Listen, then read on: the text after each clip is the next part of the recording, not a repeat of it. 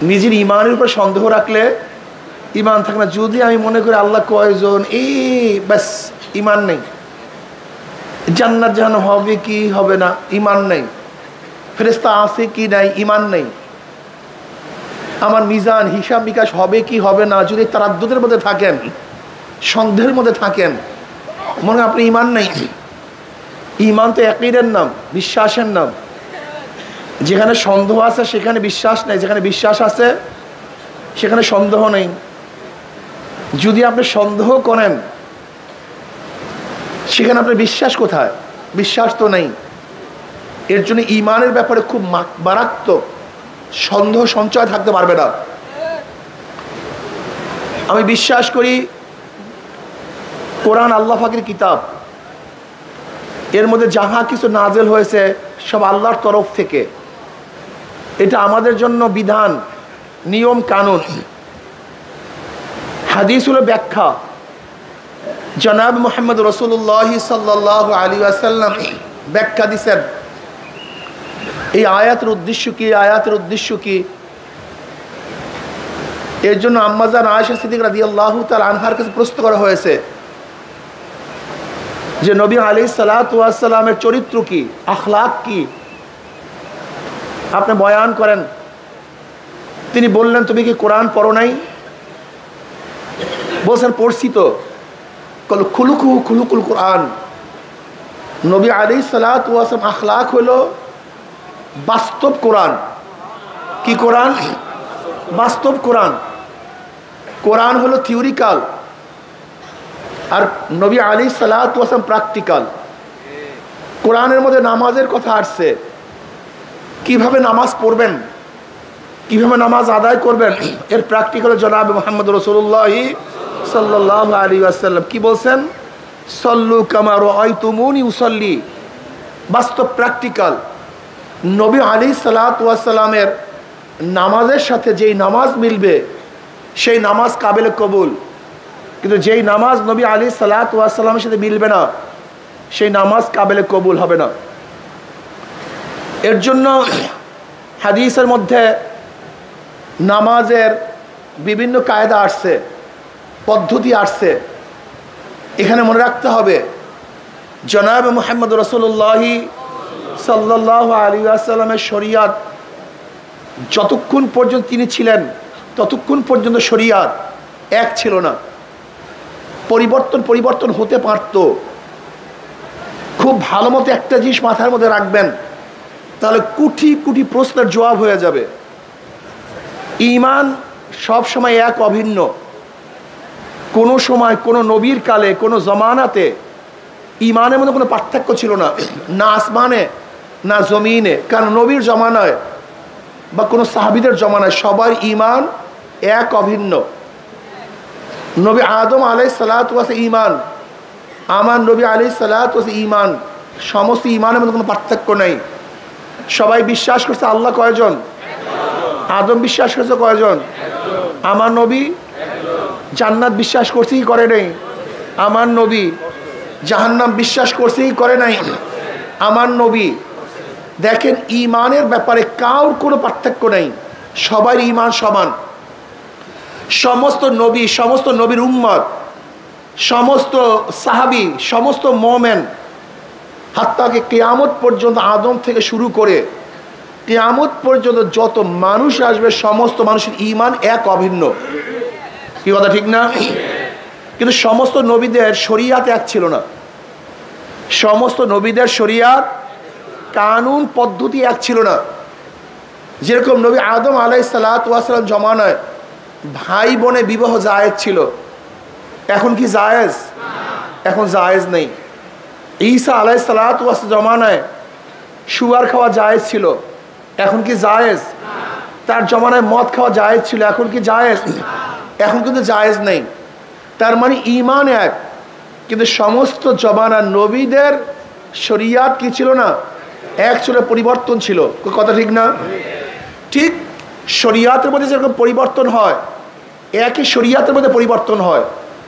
নবী আলাইহিস সালাতু ওয়াস সালাম প্রথম দিকে পর্দা ফরজ ছিল না। পর্দা কি ছিল না? পরবর্তীতে এখন কেউ যদি মনে করেন নবী আলাইহিস সালাতু ওয়াস সালামের এক জমানায় পর্দা ফরজ ছিল না, কাজে আজও ফরজ না, এইটি হলো বোকামি। কোরআন ও হাদিসের মধ্যে বেপর্দার কথা আসছে। নবী আলাইহিস সালাতু ওয়াস সাহাবারা মহিলাদের সামনে গেছেন, কথা বলছেন, এগুলি আছে কি নাই? এখন কেউ যদি কোরআন ও হাদিসের এই দলিল দেখান যে এই তো দেখেন নবীরা বেপর্দা ছিল, সাহাবারা বেপর্দা ছিল, কাজে আমরাও বেপর্দা হব, এইটা হাদিসের মধ্যে আছে, আপনি কি এটা মানবেন? কেন মানবেন না বলেন তো? আপনি বলবেন এক সময় ছিল, এখন কি হয়ে গেছে? নাসেখ হয়ে গেছে। ওটা কি হয়ে গেছে? মানসুখ হয়ে গেছে। নাসেখ মানসুখ, অর্থাৎ পর্দার আইন নাসেখ, বেপর্দার আইন মানসুখ। পর্দার আইনের মাধ্যমে বেপর্দার আইনকে বাদ দেওয়া হয়েছে, কথা ঠিক না? এখন মানব কোনটা? যেটা শেষে, আগেরটা কি বাদ। একেবারে সহজ কথা না? একই শরিয়াত। নবী আলাইহিস সালাতু জমানায় একসময় বেপর্দা ছিল, হাদিসের মধ্যে আছে, কিন্তু পরবর্তীতে পর্দা। কাজে বেপর্দার হাদিস দেখিয়া আমরা কোনো অবস্থাতেই পর্দা লঙ্ঘন করতে পারি না। এটা কি হয়ে গেছে? নাসেখ মানসুখ। কথাটা বুঝাতে পারি নাই। আর উদাহরণ দেই, এরকম নামাজের মধ্যে একসময় কথা বলা জায়েজ ছিল। নামাজের মধ্যে কথা বলা কি ছিল? জায়েজ ছিল। এমন কি যদি কেউ নামাজের মধ্যে পরে আসতো, তাহলে যারা নামাজের মধ্যে ছিল তাদেরকে প্রশ্ন করতো, ভাই কয় রাকাত নামাজ হইছে? কথা বলেন না কেন? কি প্রশ্ন করতো? কয় রাকাত নামাজ হয়েছে? সে নামাজের মধ্যে বলতো, ভাই এত রাকাত নামাজ হয়েছে। তা যেই ব্যক্তি পরে আসছে সেই ব্যক্তি ওই পরিমাণে নামাজ পড়তো, পড়ার পরে ইমামের সাথে শরীক হইতো। কথাটা ক্লিয়ার? কিন্তু এখন কি নামাজের মধ্যে কথা বলা জায়েজ আছে? আপনারা আস্তে কথা বলেন না। হাদিসের মধ্যে নামাজের মধ্যে কথা বলার হাদিস আছে কি নেই? হ্যাঁ, এখন কেউ যদি বলে এই যে দেখি হাদিসের মধ্যে আছে নামাজের মধ্যে কথা বলছে, কাজে আমিও কথা বলবো, তখন আপনি কি বলবেন? হ্যাঁ, ছিল, এখন মাশাআল্লাহ, এটা সহজ কথা। ছিল, এখন কোনটা মানবো? পরেরটা, আগেরটা বাদ, পরেরটা নাসেখ, আগেরটা মানসুখ। এইভাবে দেখেন রফুল ইয়াদাইন, রফুল ইয়াদাইন নামাজে দেওয়া, বারবার হাত উঠানো এক সময় ছিল, পরবর্তী কি হয়ে গেছে? মানসুখ হয়ে গেছে। নামাজের মধ্যে কিছু জিনিস আছে যেগুলো তালিমের জন্য, যেরকম আমিন বলা তালিমের জন্য। তালিমের জন্য যে মাসালা আসে সেটা তালিমই, সেটা কিন্তু হুকুম না। যাই হোক, এর জন্য ইখতিলাফটা আমাদের মধ্যে কোন জায়গায় হয়? যখন হাদিসের মধ্যে বিভিন্ন জায়গায় হাদিস দেখি এইটা জায়েজ, ওইটা জায়েজ, সেইটা জায়েজ, কিন্তু কোনটা নাসেখ, কোনটা মানসুখ, কোনটা আগে, কোনটা পরে, এর জন্য প্রয়োজন গভীর ইলমের। কিসের প্রয়োজন? এই গভীর ইলমের জন্য প্রয়োজন ইমামদের। এই যে আমরা ইমাম মানি, কেন মানি? কিন্তু হাদিস দেখি আমরা তো জানি না হাদিসের মধ্যে এই তারিখ লেখা নাই, এই সন লেখা নাই যে এই হাদিস আগের, এই হাদিস পরের, এই হাদিস নাসেখ, এই হাদিস মানসুখ, এরকম কথা হাদিসের মধ্যে কি? এইটা ইমামরা গবেষণায় বের করেন কোনটা আগের, কোনটা পরের, কোনটা নাসেখ, কোনটা মানসুখ, কোনটা তালিমের জন্য, কোনটা মাসালা বুঝাবার জন্য। এর জন্য আপনাদের অবশ্যই মনে রাখতে হবে যে ইমামগণ বহু সাধনা করে, চেষ্টা সাধনা করে আমাদের কাছে সমস্ত হাদিস এবং কোরআনকে একত্রিত করে আমাদের কাছে একটা মাসালা বয়ান করেন যে এখন এইভাবে নামাজ পড়তে হবে। এখন বলেন তো ইমামরা আমাদের ক্ষতি করছে না লাভ করছে? অথচ আমরা ইমামের শত্রু হয়ে গেছি, ইমামদের শত্রু হয়ে গেছে। কি বোকা আমরা! আল্লাহ আমাদের সবাইকে মাফ করে দেন। যাই হোক, নবী আলাইহিস সালাম প্র্যাকটিক্যাল, তিনি আমাদেরকে বাস্তব কোরআনের সমস্ত কিছু দেখাইয়া দিয়েছেন। কি কথা ঠিক না? আল্লাহ পাক কালামে পাকের মধ্যে ফরমান, কুনতুম খায়রা উম্মাতিন উখরিজাত লিন-নাস তা'মুরুনা বিল মা'রুফি ওয়া তানহাউনা আনিল মুনকার ওয়া তু'মিনুনা বিল্লাহ। তোমরা সর্বশ্রেষ্ঠ উম্মত। নবী মুহাম্মদ সাল্লাল্লাহু আলাইহি ওয়াসাল্লাম উম্মত সর্বশ্রেষ্ঠ, সবচেয়ে দামি, এর চেয়ে দামি কোনো উম্মত নেই। কারণটা কি? দুইটা গুণ এদের মধ্যে আছে। কয়টা গুণ? সবাই বলেন, কয়টা গুণ? আমরু বিল মা'রুফ ওয়া নাহয়ু আনিল মুনকার, সৎ কাজের আদেশ, অসৎ কাজের নিষেধ। এই অসৎ কাজের নিষেধ, সৎ কাজের আদেশ, এই দুইটা গুণ নবী মুহাম্মদ সাল্লাল্লাহু আলাইহি ওয়াসাল্লাম উম্মতের থাকার কারণে এরা সমস্ত উম্মত, আগেকার সমস্ত উম্মতের মধ্যে শ্রেষ্ঠ উম্মত হয়ে গেছে। দেখেন নবী মুহাম্মদ সাল্লাল্লাহু আলাইহি উম্মতেরা বেশি নামাজ পড়ার কারণে শ্রেষ্ঠ, বেশি রোজা রাখার কারণে শ্রেষ্ঠ, বেশি ইবাদত করার কারণে শ্রেষ্ঠ। ব্যাপারটা এরকম না, এটা ঠিক না, এটা ভুল। তাহলে আপনি এবং আমি হায়াত পাই 60, 70, 80 বছর। আগেকার জমানার উম্মতরা হায়াত পাইতেন 1000 বছর। আপনি আমি দুর্বল, সারা রাত্র ইবাদত করতে পারি না। আগেকার জমানার উম্মতরা সারা রাত্র ইবাদত করতেন। আপনি আমি দুর্বল, সারা বছর রোজা রাখতে পারি না। আগেকার জমানার উম্মতরা সারা বছর রোজা রাখতেন। আপনার আমার ব্যবসা আছে, বাণিজ্য আছে, স্ত্রী আছে, মেয়ে আছে। আগেকার জমা উম্মতরা সব কিছু ত্যাগ করতে তার রাহেব রহমান ছিল, জঙ্গলে থাকতো, গির্জার মধ্যে থাকতো, সারাদিন ইবাদতের মগ্ন থাকতো। এমনকি না খেতে খেতে তাদের গোশত এবং চামড়া হাড্ডি সার হয়ে গেছে, সব একসাথ হয়ে গেছে, এরকম হ্যাংলা হয়ে যেত, এত ইবাদত করত। তারপরও তাদের চেয়ে আমাদেরকে আল্লাহ পাক শ্রেষ্ঠত্ব দান করার কারণটা কি, এটা মাথার মধ্যে রাখতে হবে। এগুলি মাথার মধ্যে রাখতে হবে। 2-1টা পয়েন্ট মাথার মধ্যে থাকা চাই। 2-1টা পয়েন্ট যদি মাথার মধ্যে থাকে তা হাজারো সমস্যার সমাধান হয়ে যাবে। কি কথা ঠিক না? সেই কারণ দুইটা কি? শ্রেষ্ঠত্ব হওয়ার কারণ দুইটা কি? সবাই বলেন, সবাই বলতে হবে। সৎ কাজের, অসৎ কাজের, এই কাজ দুটো যদি না থাকে, এই কাজ দুইটা যদি আপনার মধ্যে না থাকে, কোরআনের ভাষায় আপনি উত্তম উম্মত না, আপনি উত্তম উম্মত হতে পারেন না। কোরআনের ভাষায় উত্তম উম্মত হওয়ার জন্য দুইটা জিনিসের প্রয়োজন, আমরু বিল মারুফ ও নাহি আনিল মুনকার। সৎ কাজের আদেশ, অসৎ কাজের নিষেধ। আজকে আমাদের মধ্যে এত খারাপ গর্হিত কাজ চলতেছে, এত খারাপ কাজ চলতেছে। কই আপনার আমার মধ্যে নিষেধ করার মন নাই কেন? মন নাই কেন? মস্তিষ্ক আসে না কেন? এটা পয়দা হয় না কেন? দেখেন সব জায়গার হুকুম এক না, সব জায়গার হুকুম এক না। কিভাবে অসৎ কাজ থেকে মানুষকে বিরত রাখবেন? নবী আলাইহিস সালাতু ওয়াস সালাম হাদিসের মধ্যে ফরমান, মান রাআ মিনকুম মুনকারান ফালিগাইয়িরু বিয়াদিহি ফাইন লাম ইয়াস্তাতিফ বিলিসানিহি ফাইন লাম ইয়াস্তাতিফ বিকলবিহি ওয়া যালিকা আযআফুল ঈমান। মুসলিমের মধ্যে রওয়ায়াত আসছে, নবী আলাইহিস সালাতু ওয়াস সালাম ফরমান, যখন কোনো খোদাদ্রোহিত কাজ দেখো, গর্হিত কাজ দেখো, শক্তি থাকলে শক্তি দিয়ে পরিবর্তন করো। এখানে ইয়াদ দ্বারা অর্থ শক্তি। যদি তোমার শক্তি থাকে, ক্ষমতা থাকে, যেন সন্তান যদি অন্যায় কাজ করে, বাবা শক্তি প্রয়োগ করে তাকে ফিরাবে। স্ত্রী যদি অন্যায় কাজ করে, স্বামী শক্তি প্রয়োগ করে ফিরাবে। যদি দেশের মানুষ গর্হিত কাজ করে, সরকার শক্তি প্রয়োগ করে সেই গর্হিত কাজ থেকে তাকে ফিরাবে। কি কথা ঠিক না? যদি সেই শক্তি তোমার মধ্যে না থাকে, তাহলে কি করো? মুখ দিয়ে এমনভাবে বলো যেন পরিবর্তন হয়ে যায়। বলতে থাকো। কি মুখ দিয়ে বললে পরিবর্তন হয় কি হয় না? থেমিস মূর্তি বসাবে হাইকোর্টের সামনে, যখন আমরা মুখ খুলছিলাম বসাতে পারে না। শেখ সাহেবের মূর্তি স্থাপন করবে, যখন আমরা মুখ খুলছিলাম ধোলাই পারে স্থাপন করবে, মুখ খোলার পরে বসাতে পারছে? ফতুয়া নিষিদ্ধ করার আইন মুখ খোলার পরে রাখতে পারে নাই। আজকে বইয়ের মধ্যে ডারউইনের থিওরি দেওয়ার যে চক্রান্ত চলছিল, যখন সবাই মুখ খুলছি রাখতে, তার মানে এখনো যদি মানুষ অন্যায়ের মোকাবেলায় কথা বলে তা অন্যায় কাজ থাকে না।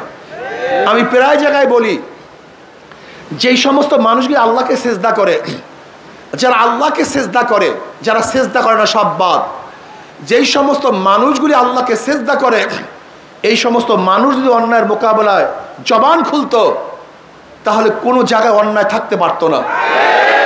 আপনি দেখেন যে মসজিদ, জামে মসজিদের এরিয়ায়, জামে মসজিদের এরিয়ায় যে অন্যায় কাজগুলি চলে, যেই সমস্ত মানুষগুলি মসজিদে নামাজ পড়ার জন্য আসে, ওই সমস্ত মুসল্লিরা একত্রিত হয়ে যদি সিদ্ধান্ত গ্রহণ করত, আমার এরিয়ার মধ্যে কোনো গাঁজা থাকবে না, আমার এরিয়ার মধ্যে অপকর্ম থাকবে না, ফেন্সিডিল থাকবে না, মদ থাকবে না, ওই জামে মসজিদের এরিয়ার লোকগুলি যদি অন্যায়ের মোকাবেলায় জবান খুলতো, আমি বিশ্বাস করি ওই এরিয়ার মধ্যে একটা অন্যায় থাকতে পারতো না।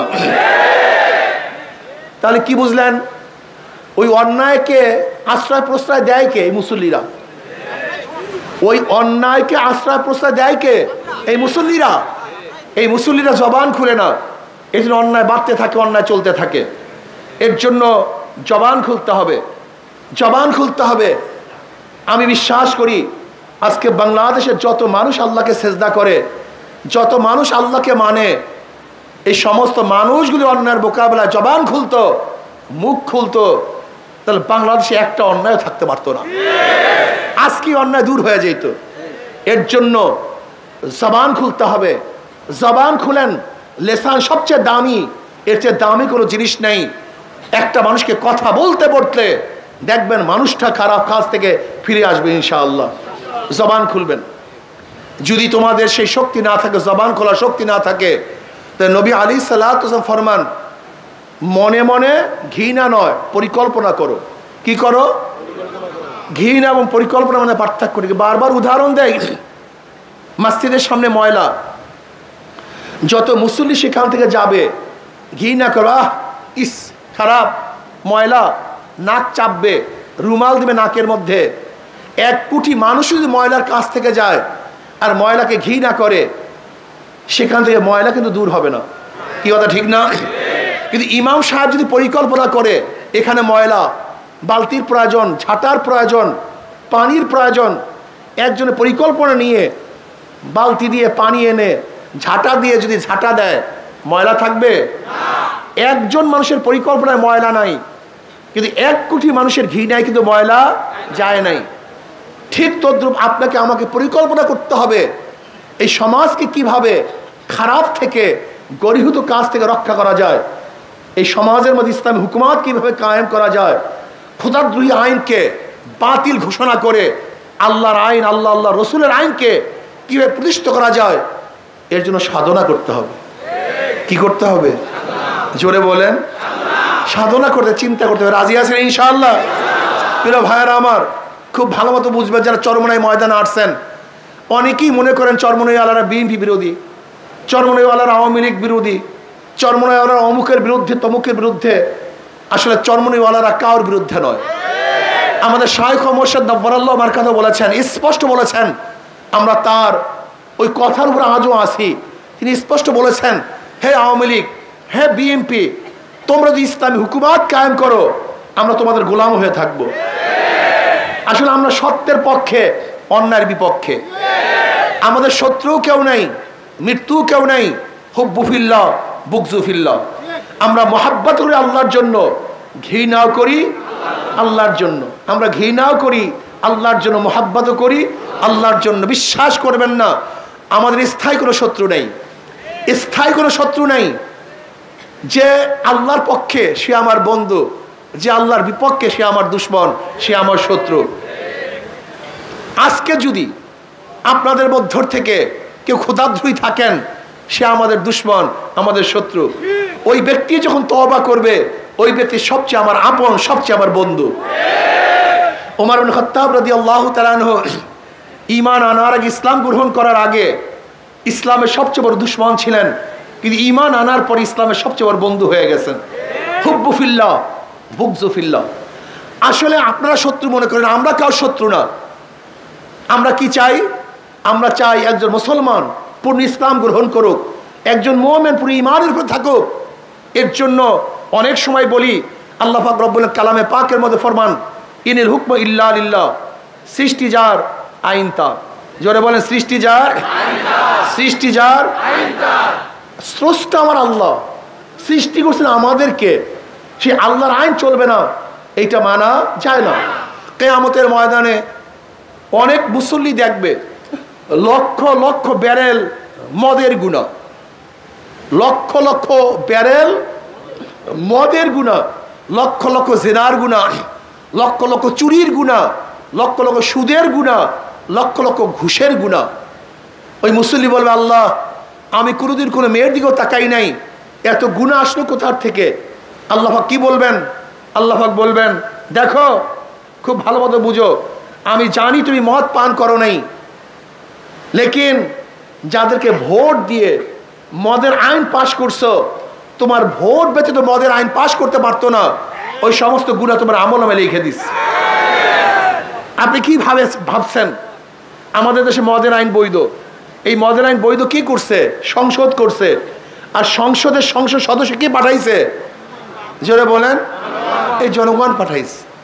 খুব ভালো মতো বোঝার চেষ্টা করবেন। যেরকম ধরে নেন, আল্লাহ না করুক, এইটা একটা সংসদ ভবন, এই গোটা চরমোনাই ময়দানের সংসদ, এখানে সংসদ চলতেছে। আমি স্পিকার সাহেব বিল উত্থাপন করলাম। কি বিল উত্থাপন করলাম? যে আল্লাহ বলতে কেউ নাই। আপনারা কারা কারা মানেন? আল্লাহ বলতে কেউ নাই। আপনারা কারা কারা মানেন? হাত তুলেন। যদি হাত তুলেন অবস্থাটা কি হবে? কথা বলেন না কেন? সবাই কথা বলেন। হাত তুললে ইমান। তাহলে হাত তোলাটা কি মনে করছেন? এই হাত তোলাটা কি মনে করছেন? ইমান থাকতেও পারে। জোরে বলেন না কেন? এই হাত তোলা যেমন তেমন বিষয় না, এটা মারাত্মক বিষয়। এখন ধরেন সংসদে আজকে উত্থাপন হয়েছে মদ জায়েজ, আল্লাহ পাক হারাম করেছেন, কিন্তু সংসদ কি উত্থাপন করছে মদ? কারা কারা রাজি? হাত তুলেন। যদি হাত তুলেন, আপনি আল্লাহর বিরুদ্ধে আইন পাশ করছেন।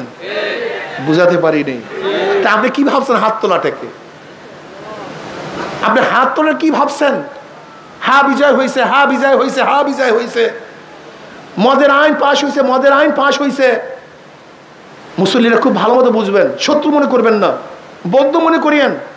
শত্রু মনে করে কিছু নাই। যখন সংসদের মধ্যে মদের আইন উপস্থাপন হয়েছে, মদের আইন উপস্থাপন হয়েছে, আর আপনি যখন হাত তুলছেন, তখন অবস্থাটা কি হয়েছে? মদের আইন পাশ হয়ে গেছে, মদের আইন জায়েজ হয়ে গেছে। এই মদের আইন যারা জায়েজ করছেন, যাদের ভোটের মাধ্যমে জায়েজ হয়েছে, কিয়ামতের ময়দানে সমস্ত মদের গুনাহ ওদের আমলনামায় লেখা হবে। এবার দেন ভোট, যা মনে চাই তাই করেন। অনেক মুসল্লি দেখবে লক্ষ লক্ষ জেনার গুনাহ। আল্লাহ, আমি কোনোদিন মেয়েদিকে তাকাই নাই। আল্লাহ বলবেন, যাদেরকে ভোট দিয়ে জেনার আইন পাশ করছো, সমস্ত গুনাহ তোর আমলনামায় কপাল পোড়া। দেখবে লক্ষ লক্ষ চুরির গুনাহ। আল্লাহ, আমি তো চুরি করি নাই, ডাকাতি করি নাই, ঘুষ খাই নাই। আল্লাহ বলবেন, যাদেরকে ভোট দেওয়ার মাধ্যমে সুদের আইন পাশ করছো, ঘুষের ব্যবস্থা করছো, সমস্ত গুনাহ তোর আমলনামায়, তোর ভোট ব্যতীত এই সুদের আইন, এই ঘুষের আইন, এই চুরি ডাকাতি হইতো না, কাজে সব গুনাহ তোর আমলনামায়। এবার ভোট দেন, জন্মের মতো দেন, ভালো মতো দেন। এই যে মাওলানা নিসার সাহেব, তার এলাকায় এরা ভোট চাওয়ার জন্য গেছে। এক হিন্দু ঠাকুর তাদেরকে দেখার পরে কি কি খাওয়াইছে? সেই সিঙ্গারা, ওই মিষ্টি, তার যে দোকান, অনেক কিছু খাওয়াইছে, অনেক আদর অভ্যর্থনা করছে। এবং ঠাকুর বলতেছে, তার পৈটা গলায় বলতেছে, আমি তো হাত পাকায় ভোট দেব। এরা আশ্চর্য হয়ে গেছে, বলে আপনার হাত পাকায় ভোট দেবেন কেন? বলে চরমনে হুজুরের বয়ান শুনতাম আমি, হুজুর বলছে তুমি যাকে ভোট দিছো সে যে অন্যায় করবে তার দায় দায়িত্ব তোমার, এবং সে যে ন্যায় করবে তার সওয়াবের অংশী তোমার। কাজে আমি ভোট দিয়ে আমি যাকে নির্বাচিত করব, সে অন্যায় করবে, আর সেই দায় দায়িত্ব আমাকে পালন করতে হবে, এরকম পাগল আমি না। এজন্য আজকে থেকে নিয়াত করছি, আমি আর কোনোদিন অন্যার পক্ষে যারা কাজ করে, যারা চোর ডাকাত যে দলের মধ্যে আছে, আমি তাদেরকে ভোট দেব না। আমি তখন থেকে নিয়াত করেছি হাত পাকায় ভোট দেব। এই হিন্দু ঠাকুরের কথা আল্লাহর কসম করে বললাম, এই যে সাক্ষী এখানে আছে, একজন দুইজন, এরকম বহুত। এর জন্য আমি প্রিয় ভাইদেরকে বলবো, হে আমার বাবারা, হে মুসলমান সন্তানেরা, চরমনাইতে আসছেন, ভোট মারাত্মক এক বিষয়। ভোট মানে সাক্ষী, ভোট মানে সহযোগিতা করা, ভোট মানে সমর্থন করা, ভোট মানে সাহায্য করা। ধরে নেন উপরে চুরি করার জন্য যাবেন, কিছু যুবক চুরি করবে, আপনি খেয়া দেন। এখন খেয়ালাকে বলছে, ভাই আমরা চুরি করতে যাব, আর আপনার খেয়া ব্যতীত তো চুরি করতে পারবো না। এখন খেয়াল বলে আমি চরমরায় মরি, আমি তবলিগ করি, আমি মুসল্লি মানুষ, তোমরা চুরি করবা, তোমাদের ভাগের মধ্যে আমি নাই। কিন্তু যুবকরা যেহেতু ইচ্ছা করছো, আর আমার খেয়া ব্যতীত পারবা না, আসো একটা ধাক্কা দিয়ে দিই। খেয়ালা যদি চোরদেরকে একটা ধাক্কা দিয়ে দেয় আর চোরের চুরির ভাগই না হয়, তাহলে খেয়ালার দোষ আছে কি নাই? কেন আছে বলেন তো, জোরে বলেন। ওই ধাক্কা ব্যতীত চুরি করতে, কাজী ওই ধাক্কা চুরির যে অপরাধ, ওই ধাক্কারও একই অপরাধ। আপনারা ভোটের ধাক্কা দিয়া, এই ভোটের সমর্থন করিয়া, ভোটের ধাক্কা দিয়া যারা সংসদে লোক পাঠাইয়া ইসলামের বিরুদ্ধে আইন পাশ করান, আপনার ধাক্কা ব্যতীত ইসলামের বিরুদ্ধে আইন পাশ করতে পারতো না। কাজে যারা ধাক্কা দিয়ে সংসদে লোক পাঠাইছেন, সমস্ত দায় দায়িত্ব তাদেরকে বহন করতে হবে। কাজে আল্লাহ আমাদের সবাইকে এই খেয়াল রাখার, হুঁশ রাখার তৌফিক দান করেন। ইনশাআল্লাহ আগামী নির্বাচনে ইসলামের পক্ষে হাত পাকার পক্ষে, হাত পাখে এমন এক প্রতীক, আল্লাহ পাকের শুকর, যারা ধানের শেষে নির্বাচন করে ধান কাটতে পারে না, যারা নৌকা নির্বাচন করে তারা নৌকা চালাতে পারে না, যারা নাঙ্গল নির্বাচন করে নাঙ্গল বইতে পারে না, কিন্তু হাত পাকে এমন এক প্রতীক, যারা নির্বাচন করে তারাও হাত পাকা ঘুরাতে পারে, যারা সমর্থন করে তারাও ঘুরাতে পারে, মুসলমানরা ঘুরাতে পারে, হিন্দুরাও চালাতে পারে, পুরুষরাও করতে পারে, মহিলারাও চালাতে পারে, কথা ঠিক না? যে যে প্রতীক নিয়ে নির্বাচন করে সেই প্রতীক কেউ বিছানায় রাখে না, বুকের মধ্যে রাখে না, কিন্তু হাত পাখে এমন একটা প্রতীক যেটা ঘুমের সময় বুকের উপরে থাকে। এইটাই শান্তি, এইটাই মুক্তির পথ। আমি বিশ্বাস করি এই হাত পাকা শান্তির প্রতীক, মুক্তির প্রতীক। ইনশাআল্লাহ এই সামনে আমরা থাকবো। কিসের পক্ষে থাকবো? জোরে বলেন, কিসের পক্ষে থাকবো? রাজি আছেন ইনশাআল্লাহ? শুধু আমি একা থাকবো না, বলছেন শোনেন শোনেন শোনেন, আমার শেষ কথা, আপনি যাকে যত দাওয়াত দিয়ে দিনের পথে আনবেন, ওই ব্যক্তি যত নেকের কাজ করবে, আপনার আমল নাম ওই পরিমাণে নেক হয়ে যাবে। আজকের থেকে আমাকে এক পানের দোকানদার বলে, পানের দোকানদার বলে, হুজুর আমি 500 ভোট হাত পাকার পক্ষে কালেকশন করছি। আমি বললাম কিভাবে? বলে, হুজুর পান বিক্রি করি আর চা বিক্রি করি, মানুষ এখানে বসে চা খায়, আমিও ফাঁকে কাজ চালাইতে থাকি। আমি তাদেরকে বলি, ভাই এই বাস 5 মিনিটের মধ্যে এই বয়ানগুলো যদি করিয়ে দেন, যে ভোটের ফায়দা কি, লস কি, লাভটা কি, উপকার কি, ক্ষতিটা কি, তোমার স্থায়ী তোমার ক্ষতিটা কি হবে যদি এই 5 মিনিটের মধ্যে বয়ানটা করিয়া দেন। যার মধ্যে সামান্য ঈমান আছে, সামান্য আল্লাহকে বিশ্বাস করে, কিয়ামতকে বিশ্বাস করে, যারা কিয়ামতকে বিশ্বাস করে কোনো অবস্থাতেই তারা কিন্তু এই বয়ান থেকে পিছনে যেতে পারে না। ইনশাআল্লাহ আজকের থেকে আমি একা না, এই জুমা মুবারকে হাজার হাজার লক্ষ লক্ষ মানুষের সামনে ইনশাআল্লাহ ওয়াদা করতে পারি না? ইনশাআল্লাহ কমপক্ষে আমি 100, 200, 500, 1000 যে পারেন ইনশাআল্লাহ হাত পাকায় ভোট জোগাতে পারবো না ইনশাআল্লাহ? কি আল্লাহকে দেখাবার জন্য রাজি আছেন সবাই ইনশাআল্লাহ? 2 হাত উঠাবো না 1 হাত উঠাবো? নারায়ে তাকবীর, নারায়ে তাকবীর, নারায়ে তাকবীর, নারায়ে তাকবীর। আমরা সবাই রাসূল সেনা, আমরা সবাই নবীর সেনা, আমরা সবাই রাসূল সেনা। কোরআন সুন্নাহর আলো ঘরে ঘরে জালো, নারায়ে তাকবীর। আল্লাহ আমাদের সবাইকে আল্লাহর জমিন, আল্লাহর হুকুমত কায়েম করার জন্য সর্বোচ্চ চেষ্টা করার তৌফিক দান করেন। ওমা আলাইনা ইল্লাল বালাগ।